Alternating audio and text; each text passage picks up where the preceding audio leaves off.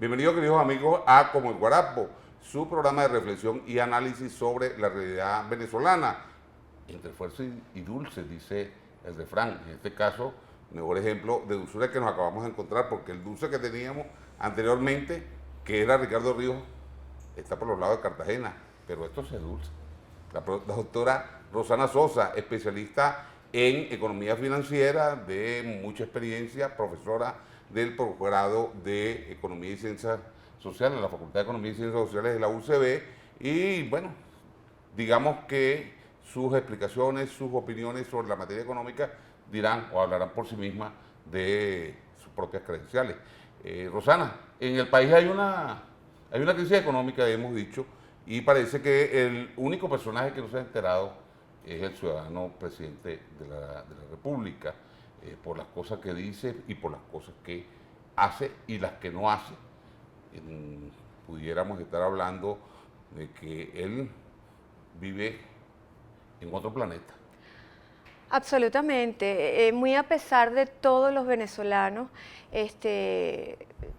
nuestro presidente no se está dando cuenta que estamos frente a una crisis de balanza de pagos, frente a una crisis de las cuentas macroeconómicas de Venezuela, frente a una crisis en producto de grandes desequilibrios macroeconómicos en materia cambiaria, en materia fiscal, en materia monetaria que hemos acumulado a lo largo de los últimos 10 años a consecuencia de una serie de medidas de política económica absolutamente erradas que nos han conducido a estas consecuencias que estamos viviendo en estos momentos. Tú escribiste recientemente, creo que fue un artículo, donde tú calificabas de suicida el modelo económico. Sí. Nosotros hemos hablado en muchas ocasiones diciendo, este modelo fracasó. Ahora, tú le pusiste una calificación mucho más riesgosa, ¿no? Dice que este es un modelo suicida. ¿En qué consiste ese modelo?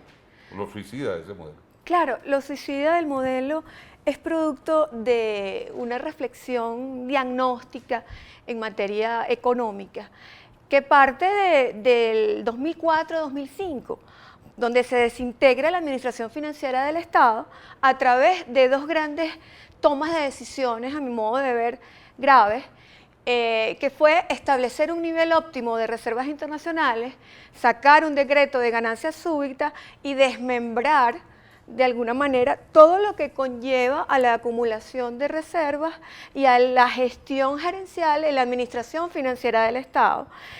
Mantener los controles de cambio aunado al franco deterioro de nuestro aparato productivo nacional, expandir la oferta monetaria y frente a ese crecimiento de los agregados monetarios, mantener sobrevaluado el tipo de cambio, hecho que conduce a que es mucho más barato importar que producir. Y eso lo estamos viendo en las cifras de que hemos llegado 2012 a 57.000 millones de dólares en importaciones y hemos superado cualquier barrera lógica en materia de importaciones en Venezuela. El gobierno se presentó una polémica a propósito de ese dato que tú acabas de señalar, de que llegamos a 57, 58 mil millones de dólares en el año 2012 para las importaciones.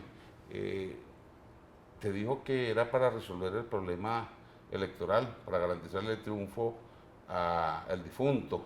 Y en eso tenía las manos metidas Giordani, y ahora Giordani se lavó las manos escribiendo una carta y creando un cuadro.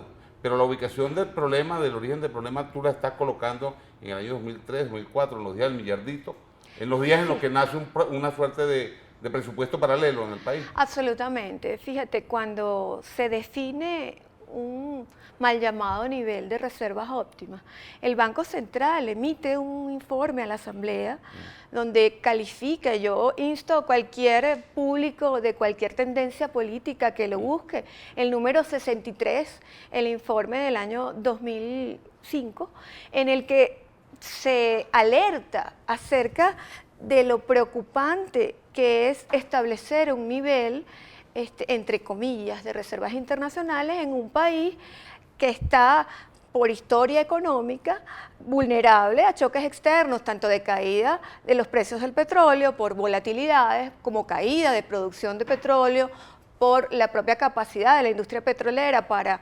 reaccionar e ir a tono con la dinámica internacional en materia tecnológica y de producción, y por el crecimiento expansivo del gasto público en épocas electorales.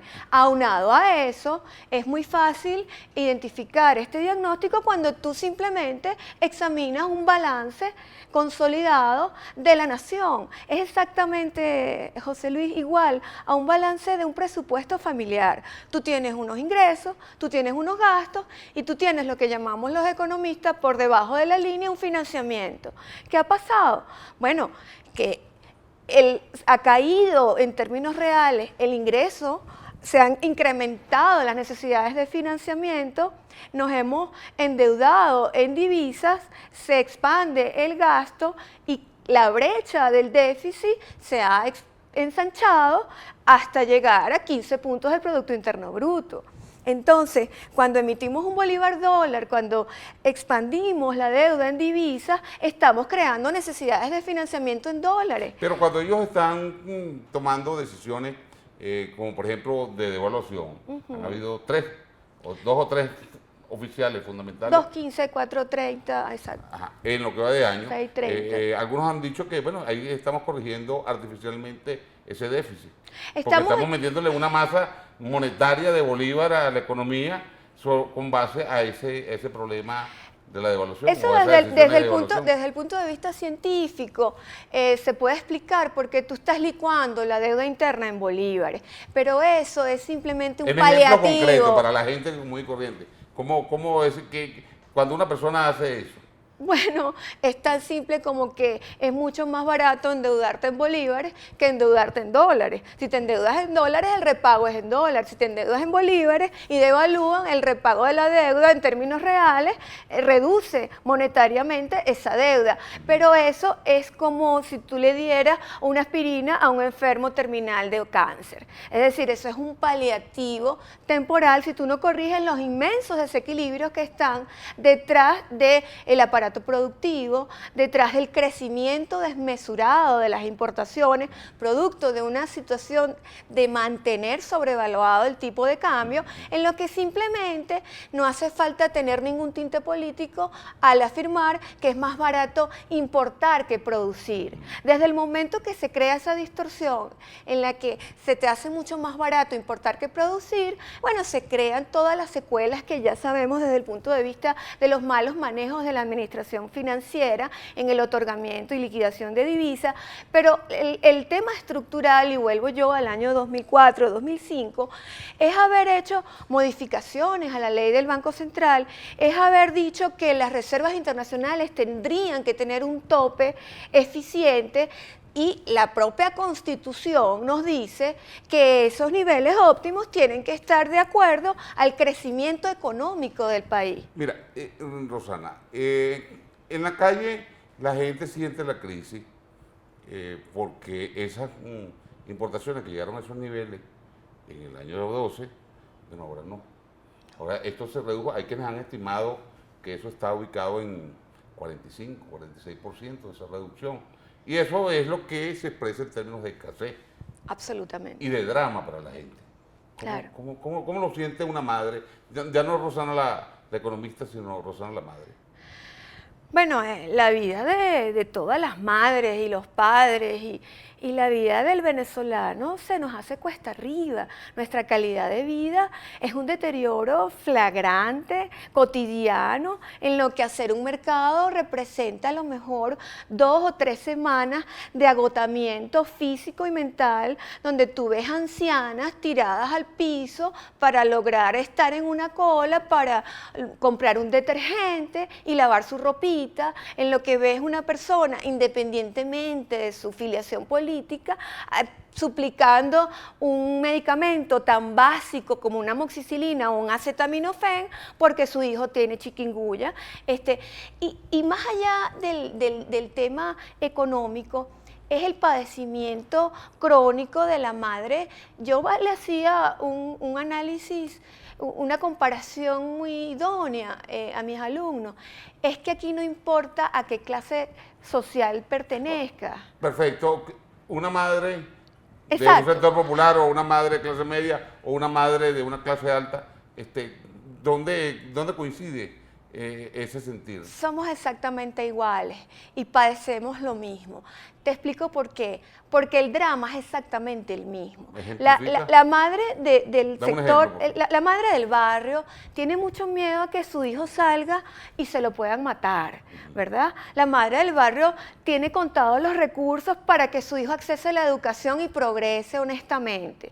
Entonces la madre del barrio tiene la inquietud y la angustia de todas las madres en Venezuela de que la calidad de su hijo y su futuro está completamente hipotecado, está completamente ganado al fracaso. La madre de la clase media trata de ahorrar y de sacar, de vender su carrito, su apartamento de la playa, para tratar de buscar los recursos para que su hijo se pueda salvar e irse del país. El mejor capital humano de la Universidad Central de Venezuela, los ingenieros de la Universidad Simón Bolívar, que son espectaculares desde el punto de vista académico, reconocidos mundialmente. Simplemente los discursos de graduación es: señor, usted se tiene que ir del país porque a lo sumo usted puede ganar 80 o 100 dólares en el innombrable. Entonces, ¿qué futuro, qué posibilidad de comprarte un carrito, de adquirir una vivienda para casarte, tiene tu hijo en el corto, mediano y largo plazo? Ahora fíjate tú, eso que tú estás diciendo lo estás expresando un economista y lo estás expresando de manera sencilla. Y generalmente uno cuando oye a los economistas te hablan de un lenguaje que uno entiende poco, capta muy poco. Y yo creo que esos ejemplos son sumamente válidos. Aquí, por ejemplo, se ha puesto de moda un término que mucha gente resulta llamativo. En el año 83, recuerdo yo, cuando se puso de moda el término de inflación, en esos días, bueno, la gente empezó a decir: ¿pero qué es la inflación? Nadie conocía la inflación, ¿no? Hoy está de moda el término default. Default. Que los economistas dicen: ¿qué es un default? Un default es un impago. ¿Qué es un impago? Bueno, es que no tiene cómo pagar una deuda determinada y te declaras en default. Aquí hubo una polémica reciente con un artículo que escribió Hoffman y Santos sobre el tema de que Venezuela, el gobierno nos aplicó el default a los venezolanos, pero para pagarle a Wall Street o a los banqueros internacionales. Eso es absolutamente cierto. ¿Tú estás de acuerdo con esa posición? Yo estoy absolutamente de acuerdo con esa posición, porque cuando se reduce, cuando comienza la escasez de divisas, cuando comienza la crisis de balanza de pago, cuando las reservas operativas bajan por debajo de los 2.000 millones de dólares, que ya es una situación sumamente crítica, entonces me imagino que se decide en la gerencia financiera del alto gobierno qué vamos a pagar, cuáles son las prioridades. Bueno, entonces vamos a entrar en un default doméstico, vamos a dejarle de pagar a las empresas locales, a pesar de que ya estaban aprobadas esas divisas, pero nunca podemos entrar en un default en materia de mercados internacionales, en principio porque hay un empapelamiento de la banca de estos títulos valores en moneda extranjera. Entonces, no podemos como economistas identificar una separación en esos dos defaults. Es decir, un default técnico doméstico es simplemente el principio de un potencial default en mediano y largo plazo. Pero eso que estás diciendo es muy grave. Sí. Eso es muy delicado, es decir, pensar que vamos a entrar en un default. Pues, este país podrá entrar en un default hacia afuera, pues ya el de aquí hay, como dice, conciencia general de que estamos en esto. Bueno, yo quiero utilizar esa palabra, conciencia. Yo creo que este es un tema de conciencia. Yo creo que este es un tema de identificación de la realidad que estamos viviendo y que esta es una realidad que escapa a cualquier tinte político o a cualquier parcela política de poder. El diagnóstico situacional, financiero, cambiario de este país tiene que someterse a un debate nacional, porque definitivamente los tiempos en economía son como en medicina, es decir, los tiempos no alcanzan. Si a usted le diagnostican un cáncer en un órgano y le da radioterapia solamente a ese órgano, estando una metástasis en otro órgano, no hace absolutamente nada, sino hace un tratamiento completo a toda el área afectada. Bueno, eso es exactamente lo que estamos viviendo aquí. Hay que hacer una serie de medidas. Ahora, pero fíjate tú, ¿cuáles son esas medidas? El gobierno dice que, primero, que para cumplir con sus compromisos, que parece ser que hay un vencimiento ahora en el mes de octubre, creo que estamos rondando los 5 o 6 mil millones de dólares que el gobierno tiene obligatoriamente que pagar. Entonces sacó a la venta 5. Pero anoche en el Bronx dijo allí Maduro que no van a vender 5, sino que la van a repotenciar, que la van a, digamos, a mejorar financiera y técnicamente. Cosas esas que uno no logra entender. Pues yo digo, este señor como que no está enterado de la crisis. Entonces, ¿cómo van a pagar la deuda? Mira, eso es tan básico como un presupuesto familiar. O sea, tú tienes ingresos, gastos y tú tienes cuotas que pagar. Tú tienes que pagar el transporte de tus hijos, el carro, tú tienes que pagar la comida. Está bien, pero él dijo que iba a vender el La única manera de pagar es que tú liquides activos o que tú incrementes tus ingresos. Si tú tienes que aumentar los ingresos fiscales, bueno, tú tienes que aumentar la gasolina, tú tienes que elevar la capacidad de producción petrolera en el corto plazo para generar flujo de caja en divisas. ¿El precio de la gasolina a un gobierno porque te roba el dinero, un gobierno de ladrones, un gobierno de delincuentes? Evidentemente no, pero aquí hay que hacer un cambio desde el punto de vista estructural en un primer alcance y después un cambio legal en materia legislativa de todas esas leyes que nos están afectando, como por ejemplo la ley del Banco Central que monetiza el déficit fiscal porque financia a las empresas públicas no financieras, y ya sabemos que las empresas del Estado son deficitarias y ese déficit lo absorbemos todos los venezolanos en materia de inflación, y en la medida que la inflación no se controle se desplaza la paridad cambiaria y vamos a tener una potencial devaluación.